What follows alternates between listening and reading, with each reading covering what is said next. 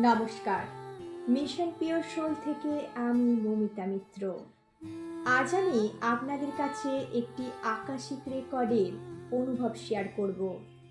আজকে যিনি আকাশিক রেকর্ড করাবার জন্য আমাকে কন্ট্যাক্ট করেছিলেন, ওনার খুব বেশি প্রশ্ন ছিল না। ওনার প্রথম প্রশ্ন ছিল যে ওনার এত ফাইন্যান্সিয়াল প্রবলেম কেন হচ্ছে। তো আকাশীকে যখন এই প্রশ্নটা করা হয় যে ওনার এত ফাইন্যান্সিয়াল প্রবলেম কেন, উনি কেন এত প্রবলেমের মধ্যে বারবার পড়ছেন, তো ওইখানে দেখানো হয় যে একটি এনার্জি যা ওনার পাশে দাঁড়িয়ে আছে। তো এনার্জিটি দেখে মনে হয় যেমন কালো বোরখা পরে কেউ দাঁড়িয়ে থাকলে যেরকম মনে হয়, ঠিক সেরকম একটি জানলা দেখা যাচ্ছে। সেই জানলায় ছোট ছোট চৌকো জাল বা নেট লাগানো এবং একটি গেট মানে একটি দরজা দেখা যাচ্ছে যার কালার ডিপ ব্রাউন কালারের দরজাটা বারবার ফ্ল্যাশ হচ্ছে। যখনই জানতে চাওয়া হচ্ছে যে এই প্রবলেমের কারণ কি, তখনই ওই এনার্জিটা এবং ব্রাউন কালারের দরজাটা বারবার চোখের সামনে ভেসে উঠছে। তো ওনার দ্বিতীয় প্রশ্ন ছিল যে এই এনার্জিটা কে, কিসের জন্য দেখা যাচ্ছে। তো আকাশীকে যখন জানতে চাওয়া হলো যে এই এনার্জিটা কেন দেখা যাচ্ছে, তো উনি কে, তো তখন দেখানো হয় যে ওনার এক আত্মীয় যার মৃত্যু হয়েছিল অস্বাভাবিকভাবে, এবং ওই দরজার মাধ্যমেই তার এন্ট্রি হয় ওই ওনার কাছে বা ওনার বাড়িতে, যার কারণেই ওনার আজ এই ফাইন্যান্সিয়াল প্রবলেম চলছে।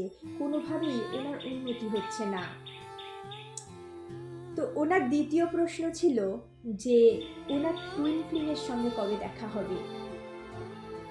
তো আকাশীকে যখন উনি বলছেন যে আপনি প্রশ্ন করুন যে আমার টুইন ফ্লেমের সঙ্গে আমার দেখা কবে হবে, আমি তখন ওনাকে জিজ্ঞাসা করলাম, আপনি কি করে বুঝলেন যে আপনার টুইন ফ্লেম রয়েছে?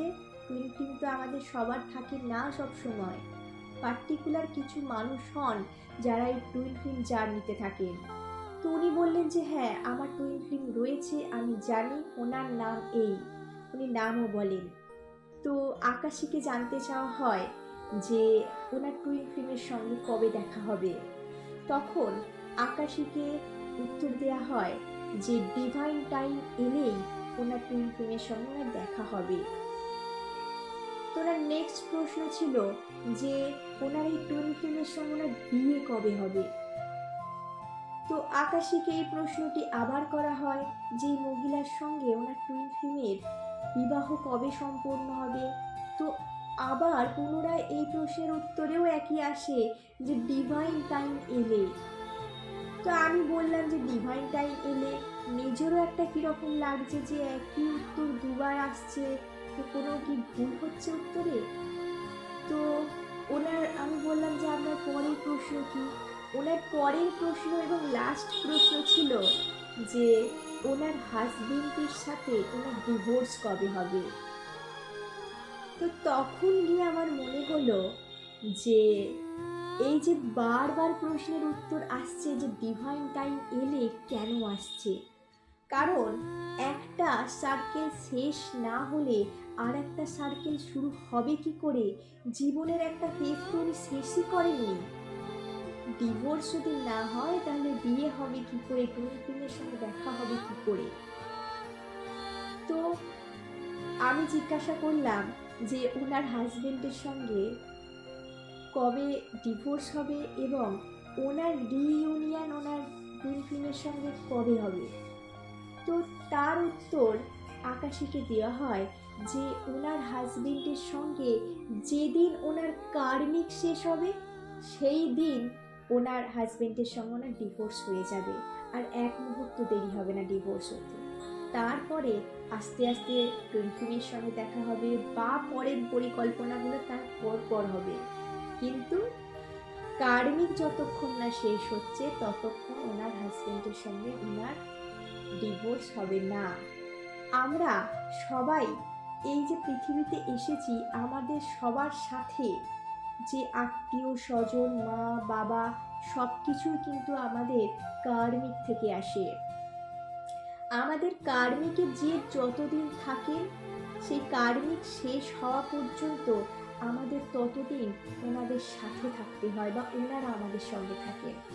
যখনই কার্মিক শেষ হয়ে যায় তখন এক মুহূর্ত সেই সম্পর্কগুলো আমাদের সঙ্গে থাকে না। তো এটা বুঝতে হবে যে আমার সঙ্গে কারোর যদি কোনো ভালো সম্পর্ক থাকে সেটাও কার্মিক। কার্মিক কিন্তু শুধুই খারাপ বা শুধুই ক্ষতিকর সেটা নয়, কিন্তু কার্মিক ভালো খারাপ দুটোই রয়েছে।